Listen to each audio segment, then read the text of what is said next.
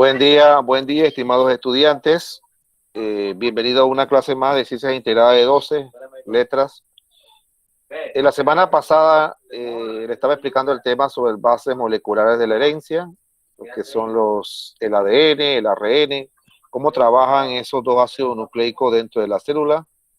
Entonces hoy vamos a ver partes específicas ya que tengan que ver con la genética o con la herencia, lo que es genes y alelo.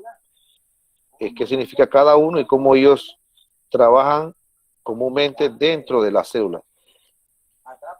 Hay que entender que la célula es dentro de la célula donde podemos encontrar todos estos elementos que tengan que ver con la herencia y con la genética. Dentro de la célula, específicamente en el núcleo, en el nucleolo, usted puede encontrar los cromosomas. Dentro de los cromosomas encontramos los genes y entre los genes están los alelos, que son estructuras específicas que tienen que ver con la herencia, con la transmisión de los caracteres o las características que son heredables de un progenitor a su descendiente.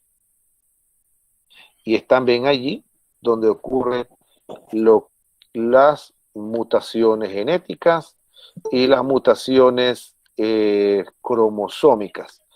Las mutaciones cromosómicas genéticas son mutaciones que ocurren a nivel del cromosoma y a nivel del gen, por hablar específicamente. Por eso que cada uno te puede decir mutaciones cromosómicas porque ocurren en el cromosoma, mutaciones genéticas porque ocurre dentro de los genes. Bien, ¿qué sabes de los genes? ¿En dónde podemos encontrar los genes o alelos? ¿Han escuchado ustedes la palabra gen? ¿Dónde ustedes creen que se encuentran los genes? ¿Karen? No, profe. Lo acabo de decir. Los genes los encontramos ¿dónde? Dentro del cromosoma. Y los alelos dentro de los genes, que es una parte del gen.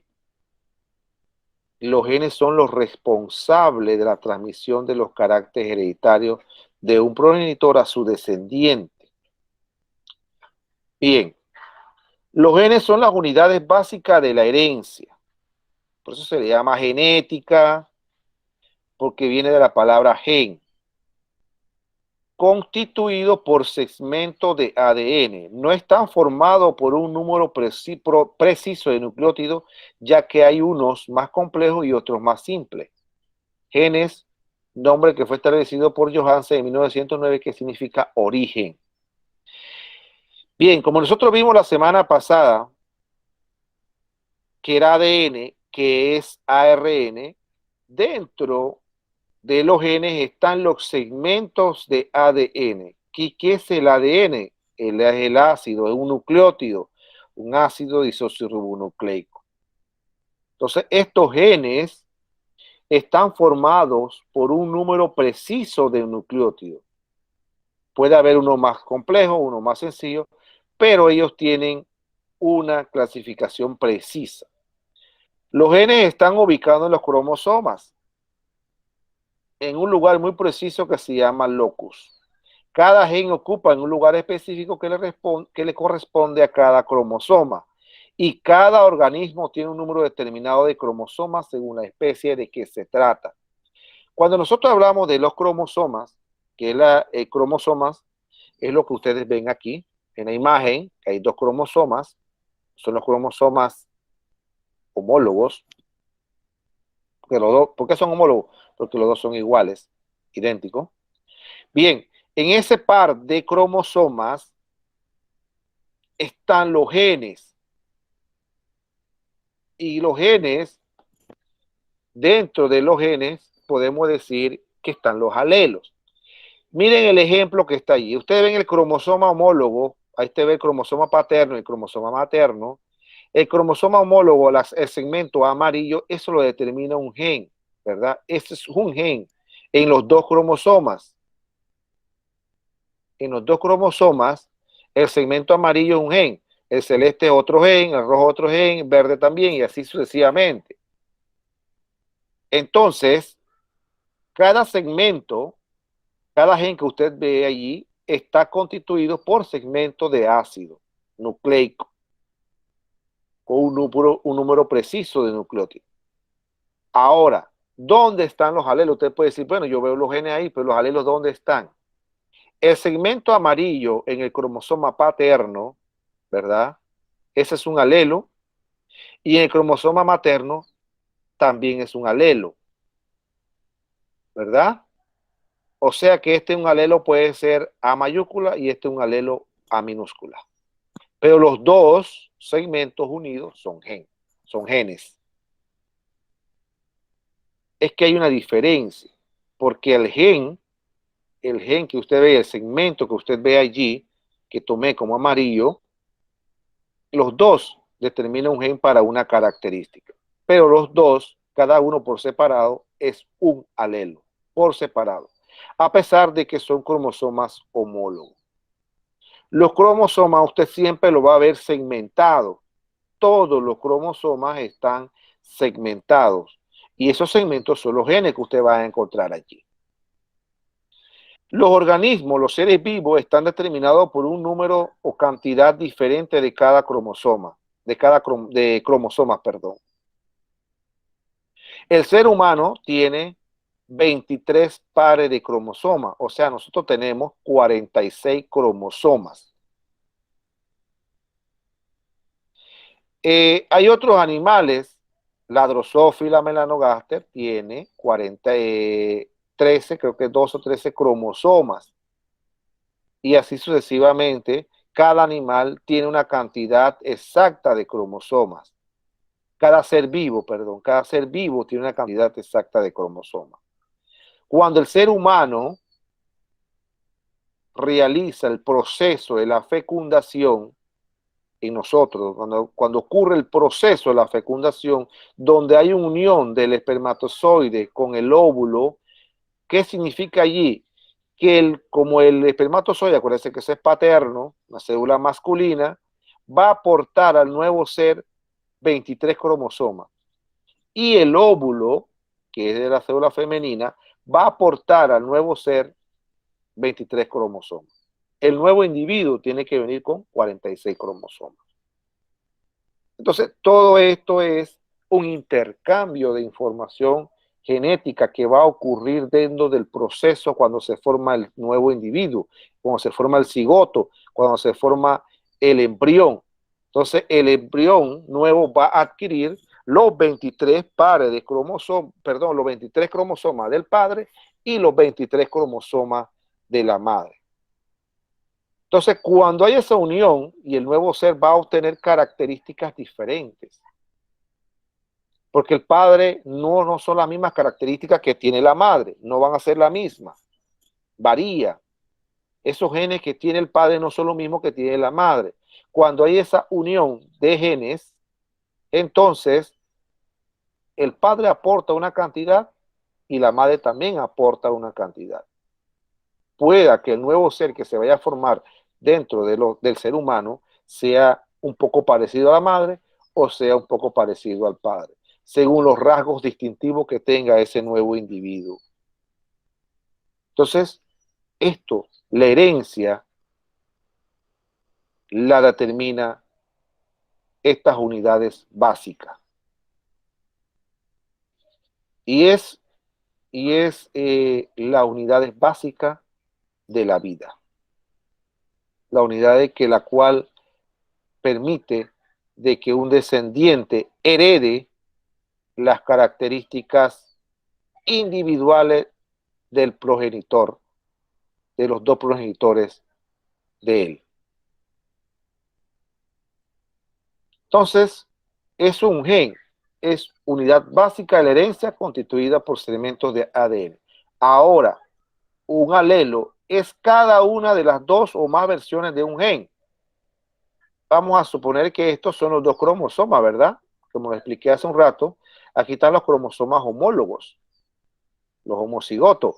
Entonces, aquí tenemos que él tiene dos letras mayúsculas, A mayúscula y A mayúscula, o sea, hay dos alelos, homocigotos porque son iguales, Cuando es heterocigoto es porque los dos alelos son diferentes. Uno es mayúscula y el otro es minúscula.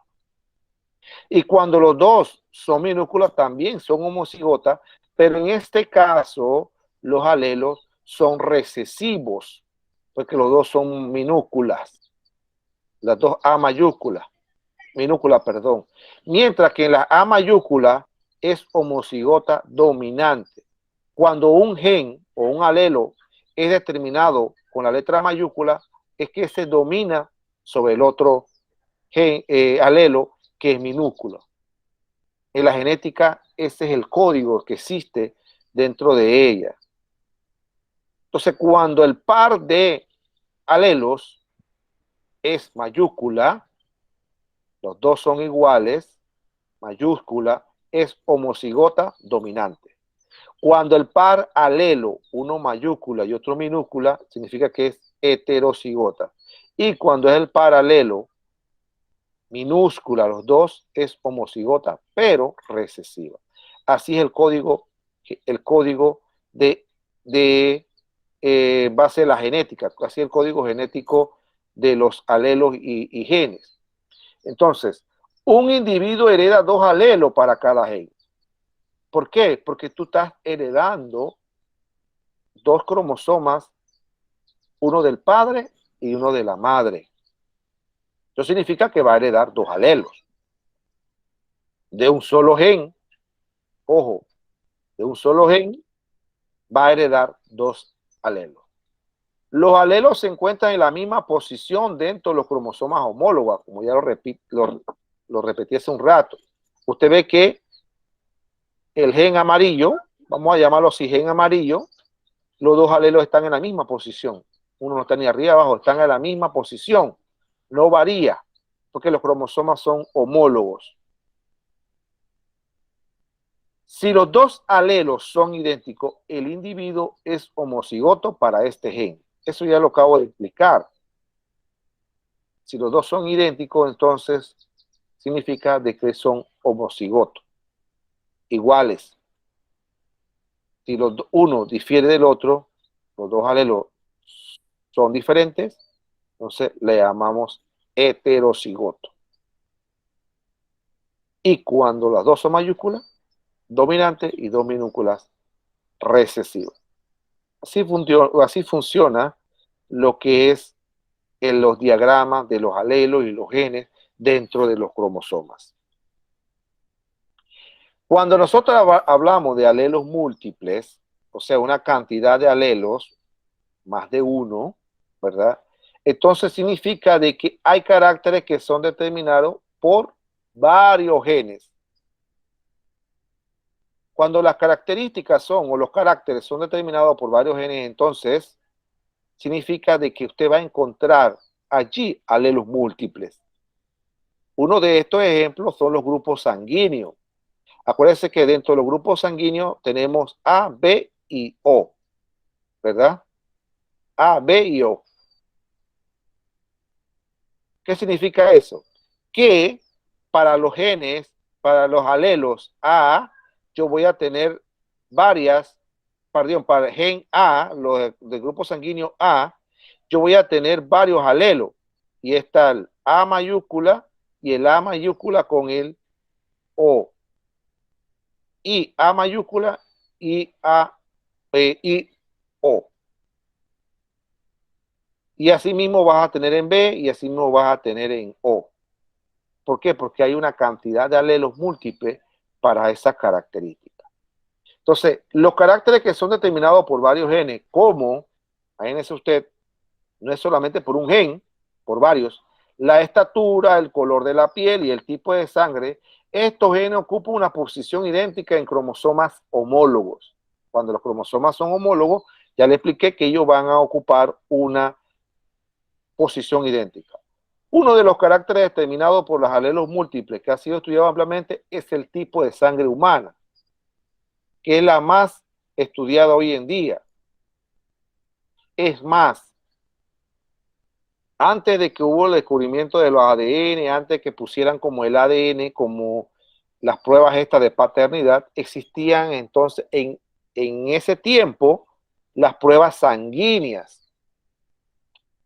Y las pruebas sanguíneas no eran tan fiables, no era tan confiada porque eso no determinaba si el hijo tuyo era o no era hijo.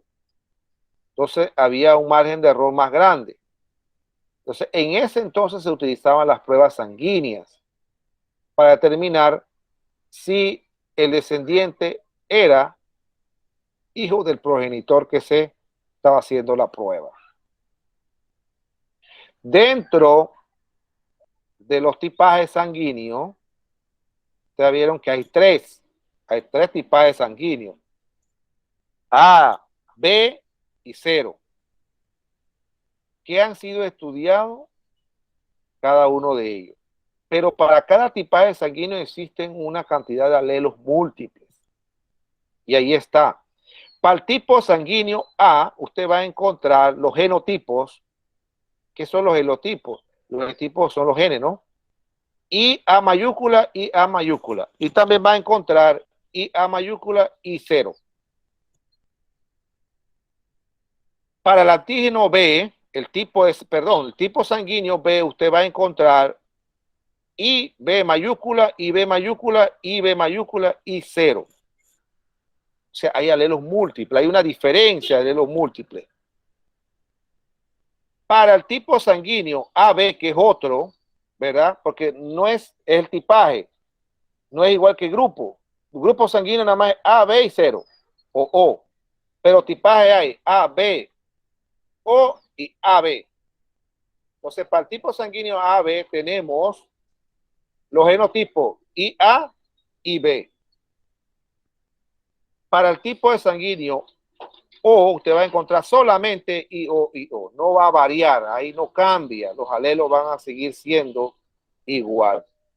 Los alelos diferentes usted lo va a encontrar en el grupo sanguíneo AB. Sin embargo, en el grupo sanguíneo los alelos van a seguir siendo los dos idénticos. Permiso.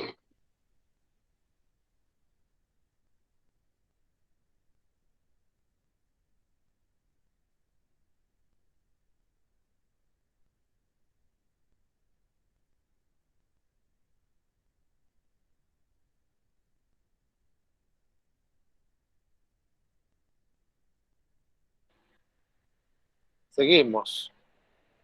Entonces, el tipaje sanguíneo es uno de los ejemplos más claros de que existe de los alelos múltiples. Pero no solamente es el tipaje sanguíneo, también vemos el color de la piel y vemos la estatura. Todas las características de un ser humano están determinadas por diferentes o uno o más genes. Ustedes deben saber eso. Si usted es moreno, si usted es blanco, si usted es amarillo, si usted es alto, bajo, estatura mediana, están determinados por un gen.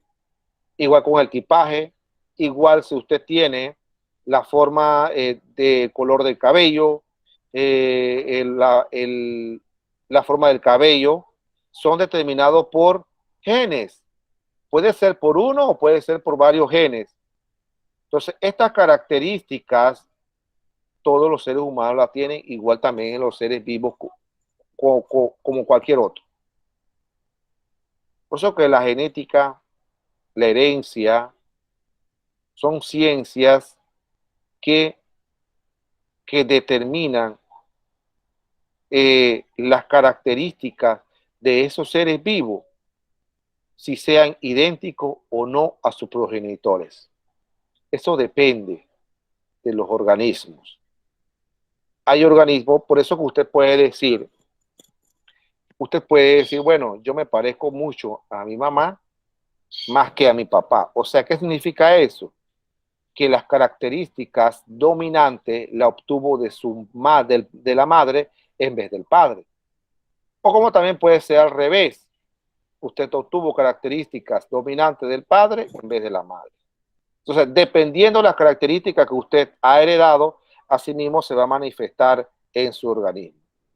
Por eso que la genética es algo un poquito complicado dentro de los organismos, dentro de la herencia. Un poquito complicado porque eso determina si los organismos hay un parentesco con el padre o con la madre. Aquí vemos los grupos sanguíneos, ¿verdad? Dice, a principios del siglo XX los científicos descubrieron que había 4 tipos básicos de sangre y le llamaron tipos A, B, AB o C. Acuérdense que no es lo mismo que grupos sanguíneos que tipos. Grupo nada más hay A, B, 0. Tipaje sanguíneo hay A, B, AB y C, I, O. La sangre humana se clasifica por la presencia de moléculas de superficie de los glóbulos rojos, el gen. I, mayúscula, determina los grupos sanguíneos. El gen I, mire, tiene 3 alelos, y A, y B, y minúscula, con frecuencia escrito como sistema ABO. El alelo IA mayúscula produce la molécula de superficie A, y el alelo IB produce la molécula B. El alelo I no produce moléculas de superficie. Cuando hablamos de moléculas de superficie, significa de que no tiene ninguno de los grupos, ni A, B, C. Es la molécula de superficie. Y los fenotipos sí se va a manifestar A, B, y al final usted va a tener O. Cuando hablan de O, por eso O o 0, o algunos llaman O o 0, significa que no es ni A ni B, es 0. Es el tipaje sanguíneo que mayormente tiene la población. Hay muchas expresiones que nos dicen, pero es que el tipaje sanguíneo, el 0, es el tipaje sanguíneo que los tiene hasta los perros, pero no es una mala expresión, significa que casi que la mayoría de las personas tienen este tipaje sanguíneo. ¿Pero por qué? Porque es un tipo sanguíneo dominante, es un alelo dominante con respecto a los recesivos. Hay una menor cantidad de la población que tiene estos alelos. Va a dominar sobre el otro.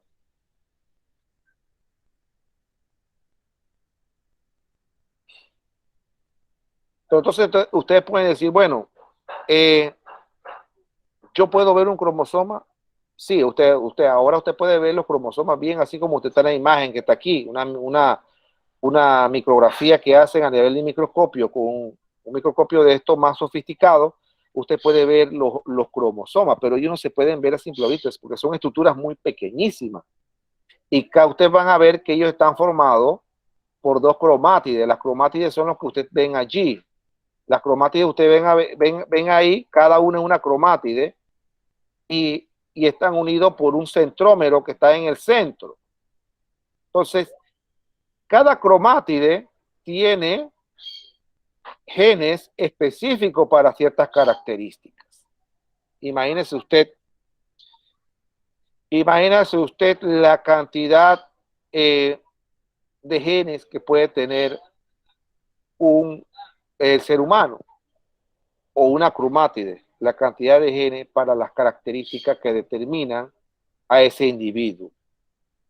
El cromosoma es una estructura lineal de ADN llamada cromatina que tiene forma característica que se encuentra en el núcleo de la célula. Por eso le decía hace un rato que en un lugar específico es el núcleo, si quiere ir más específico, en el nucleolo. Los cromosomas son estructuras dobles, cada mitad se llama cromátide, como le acabo de decir. Por lo tanto, cada par de cromosomas está formado por 4 cromátides, razón por la cual se le llama tétrada. Sí, porque si usted tiene un par de cromosomas, que son 2, ¿no? Usted va a tener 4 cromátides. Esas cromátides, si el par es cromosomas homólogos, usted va a tener genes homólogos también. Usted va a tener los genes que determinan una característica. Como nosotros tenemos 46 cromosomas, en total 23 pares de cromosomas, imagínense cuántas cromátides tiene el ser humano. Si un par tiene 2, ¿verdad? Uno tiene 2, un par tiene 4, yo tengo que multiplicar 23 por 4. Y esa es la cantidad de cromátidas que tiene el ser humano. Los cromosomas siempre usted lo va a encontrar en estructuras dobles. De repente, cuando no hay cromosomas homólogos, porque los cromosomas, cuando hay uno más grande que el otro, son cromosomas no homólogos. Estos cromosomas determinan otras características. Dentro del ser humano, en el par número 23, el último par de cromosomas, usted va a encontrar un cromosoma más grande que el otro. Entonces, ese par 23 de cromosomas El par 23 de cromosomas son los cromosomas sexuales dentro del organismo, dentro del ser humano. El cromosoma 23 son los cromosomas sexuales, porque no son cromosomas homólogos, porque uno determina las características, por eso le llamamos cromosomas XY. Cuando los cromosomas XX, cuando hay dos cromosomas XX, significa de que la persona es femenina o hembra. Cuando el cromosoma es XY, significa de que el organismo es un macho. Entonces, eso difiere de la hembra del macho. Una persona normal tiene que tener 46 cromosomas. Si una persona tiene un cromosoma de más, ¿qué está pasando ahí? Hay una mutación cromosómica, hay una enfermedad genética. No tienen cura esas enfermedades genéticas. Ocurre una mutación dentro del organismo. Asimismo ocurre dentro de cualquier otro ser vivo. Si un ser vivo tiene una cantidad específica de cromosomas y hay un cromosoma de más, entonces el organismo no va a venir de una forma normal. Eso no se va a complementar al final y ocurre lo que se llama las mutaciones. El organismo viene mal. Por eso usted puede ver que hay seres vivos o animales o el mismo ser humano que vienen con malformaciones Eso depende de la cantidad de cromosomas que tiene. Un ejemplo, en el ser humano, en el cromosoma 21, en el par cromosoma 21, cuando se forma un cromosoma de más en ese par, usted va a tener 3 cromosomas en vez de 2, va a tener 3. Entonces va a tener una trisomía 21. Las personas van a padecer de una enfermedad que se llama síndrome de Down. Y usted conoce las características de cuáles son los síndromes de Down, los ojos, el tamaño, tiene un coeficiente intelectual por debajo de lo normal, no son personas normales, pero no son normales porque no tienen los cromosomas que debe tener naturalmente. Cuando eso cambia, entonces esos cromosomas, cuando eso cambia, ocurre una mutación y este organismo o este ser vivo va a sufrir un trastorno genético. Por eso le decía hace un rato, las mutaciones ocurren dependiendo si es a nivel de genes, es mutaciones génicas. Si es a nivel de cromosoma, es mutaciones cromosómicas. Todo esto puede ocurrir.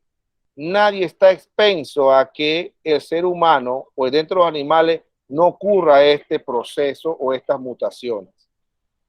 Entonces, pero ¿quién determina esas mutaciones cuando un organismo viene con un cromosoma de más o también puede venir con un cromosoma menos?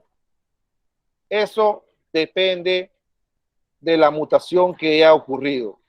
Cuando esto ocurre dentro del ser humano, al final va a traer un trastorno y ese trastorno le llamamos trastornos genéticos, enfermedades genéticas, enfermedades que no tienen cura. La enfermedad genética, por más que